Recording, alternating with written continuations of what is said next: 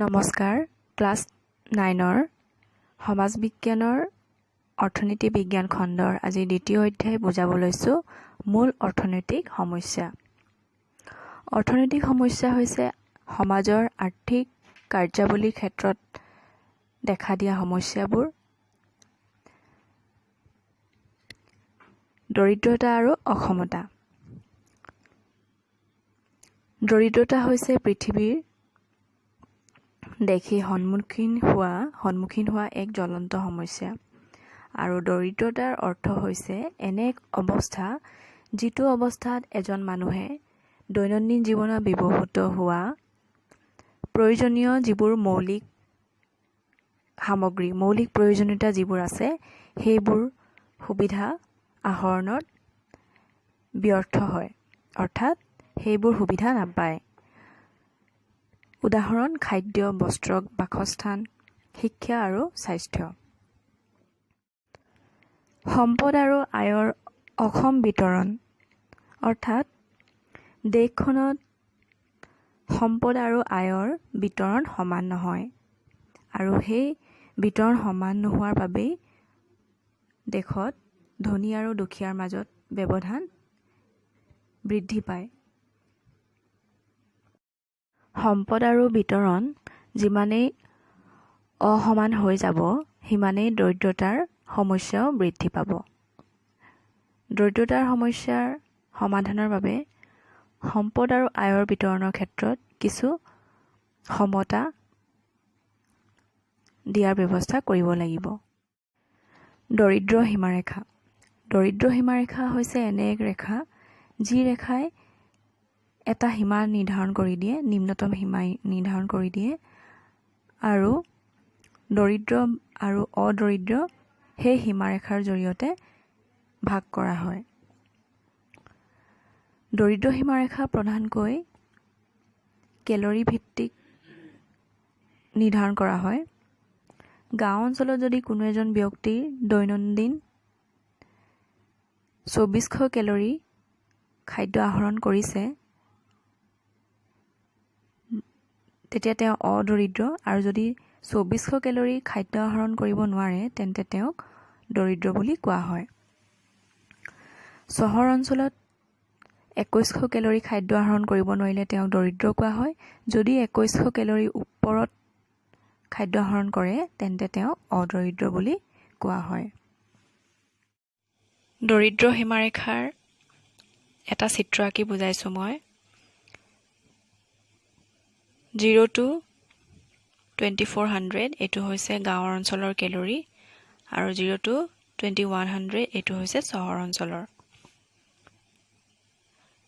2400 কেলৰিতকৈ যদি তলত হয় তেন্তে দৰিদ্ৰ বোলা হয় আৰু 2400 কেলৰি ওপৰত হ'লে অদৰিদ্ৰ। ঠিক তেনেদৰে 2100 কেলৰি তলত হ'লে দৰিদ্ৰ আৰু 2100 কেলৰি ওপৰত হ'লে অদৰিদ্ৰ। এইটো চহৰৰ ক্ষেত্ৰত ধৰা হয়।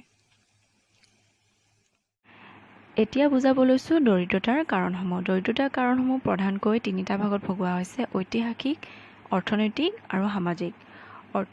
ঐতিহাসিক কাৰণটো হৈছে ইংৰাজে যেতিয়া ভাৰতবৰ্ষত শাসন কৰি আছিল তেতিয়া ভাৰতৰ বহুত সম্পদ তেওঁলোকৰ দেশলৈ লৈ যায় আৰু তাৰ ফলত আমাৰ ভাৰতৰ অৰ্থনীতিত দুৰ্বল হৈ পৰে। দ্বিতীয় কাৰণটো হৈছে অৰ্থনৈতিক। ইয়াত দুটা ভাগত ভাগ কৰিছে: গ্ৰাম্য ভাৰতবৰ্ষৰ দৰিদ্ৰতাৰ কাৰণ আৰু চহৰ অঞ্চলৰ দৰিদ্ৰতাৰ কাৰণ। গ্ৰাম্য অঞ্চলৰ দৰিদ্ৰতাৰ কাৰণবোৰ হৈছে ভূমিৰ মালিকীস্বত্বৰ অভাৱ, অৰ্থাৎ গাঁৱৰ অঞ্চলত মাটি মালিকৰ সংখ্যা খুব কম। কৃষিখণ্ডৰ বাহিৰত কৰ্মসংস্থাপনৰ অভাৱ। গাঁৱৰ লোকসকল প্ৰধানকৈ কৃষিৰ লগত জড়িত আৰু তেওঁলোকে কৃষিৰ বাদে বেলেগ কামত কৰ্মসংস্থাপন তেনেকৈ নাপায়।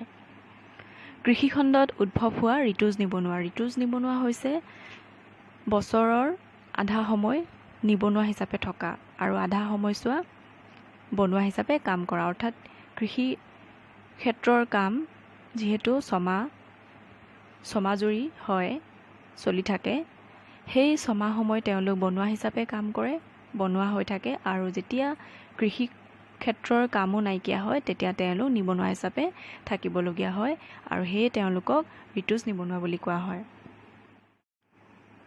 অশিক্ষিত আৰু অদক্ষ শ্ৰমিকৰ প্ৰাদুৰ্ভাৱ। গাঁও অঞ্চলৰ অধিকাংশ লোকেই অশিক্ষিত আৰু অদক্ষ। অদক্ষ হৈছে সকলো কামৰ প্ৰতি কিছুমান কামৰ প্ৰতি দক্ষ নহয়, বুদ্ধি বা কৌশল নাথাকে, তাকেই অদক্ষ বুলি কোৱা হয়। সীমিত কৃষি উৎপাদনৰ পৰিমাণ। সীমিত গাঁও অঞ্চলৰ কৃষি উৎপাদন প্ৰায় সীমিত, কাৰণ গাঁও অঞ্চলত কৃষি প্ৰধানকৈ পুৰণিকলীয়া পদ্ধতিৰে কৰা হয়, অৰ্থাৎ গৰু ম'হেৰে হাল বাই কৰা হয়। বৰ্তমানো এই পদ্ধতি চলি আছে। আধুনিক প্ৰযুক্তিবিদ্যা, ট্ৰেক্টৰ বা পাৱাৰ টিলাৰৰ ব্যৱহাৰ এতিয়াও বহুতো গাঁও অঞ্চলৰ হোৱা নাই, সেয়ে সীমিত পৰিমাণৰ উৎপাদন হৈছে। নিম্ন মজুৰি হাৰ।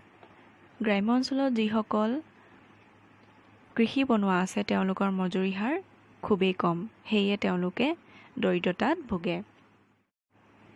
চহৰ অঞ্চলৰ দৰিদ্ৰতাৰ মূল কাৰণসমূহ হৈছে গাঁও অঞ্চলৰ দৰিদ্ৰতাৰ বাবে চহৰ অঞ্চললৈ সৃষ্টি হোৱা অবিৰাম জনপ্ৰব্ৰজন।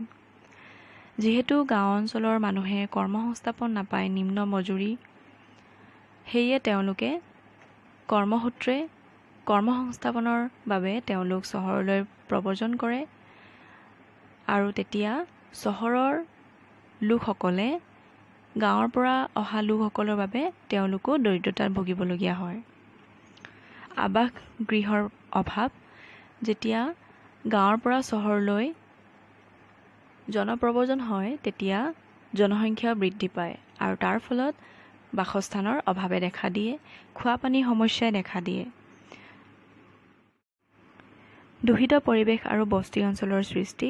যেতিয়া গাঁৱৰ পৰা নগৰলৈ প্ৰব্ৰজন হয় আৰু তেতিয়া জনসংখ্যাও বৃদ্ধি পায়, তেতিয়া বাসস্থানৰ অভাৱৰ ক্ষেত্ৰত বাসস্থানৰ অভাৱে যেতিয়া দেখা দিয়ে, সেয়ে তেওঁলোকে ৰাস্তাৰ আশে পাশে থাকিবলগীয়া হয়।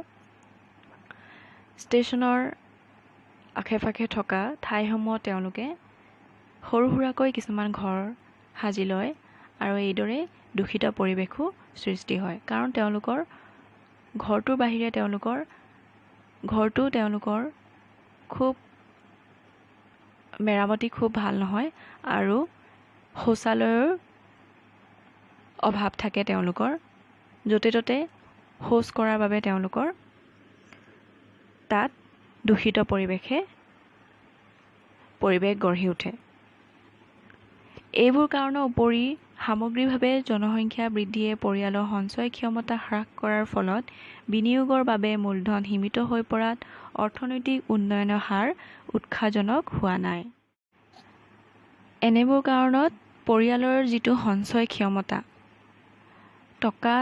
টকা সাঁচি ৰখাৰ যিটো ক্ষমতা, সেইটো লাহে লাহে হ্ৰাস পাব ধৰে আৰু সঞ্চয় ক্ষমতা যেতিয়া হ্ৰাস পাব তেতিয়া বিনিয়োগৰ বাবে যি মূলধনৰ প্ৰয়োজন হয় সেই মূলধনো সীমিত হৈ পৰিব আৰু যেতিয়া মূলধনৰ পৰিমাণ সীমিত হয় তেতিয়া দেশৰ অৰ্থনৈতিক উন্নয়নৰ ক্ষেত্ৰতো বাধা আহি পৰে।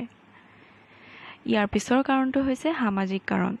জাতিভেদ আৰু বৰ্ণভেদ প্ৰথাৰ ফলত জনসংখ্যাৰ বুজন সংখ্যক লোক আৰ্থ-সামাজিক উন্নয়নৰ সুফলবোৰৰ পৰা বঞ্চিত হৈ পৰা দৰিদ্ৰতাৰ সমস্যাটোৱে এক জটিল ৰূপ ধাৰণ কৰিছে। বৰ্তমান সমাজত এতিয়াও জাতিভেদ আৰু বৰ্ণভেদ প্ৰথা আছে আৰু বহু সংখ্যক লোকে জাতিভেদ বা বৰ্ণভেদৰ বাবেই কিছুমান কাম কৰিবলৈ সুযোগ নাপায় আৰু তাৰ ফলত আমাৰ আৰ্থিক আৰু সামাজিক উন্নয়নৰ ক্ষেত্ৰত বহুতো বাধা আহি পৰে আৰু সেয়ে লোকসকল দৰিদ্ৰতাৰ সমস্যাত ভুগিব লগা হয়।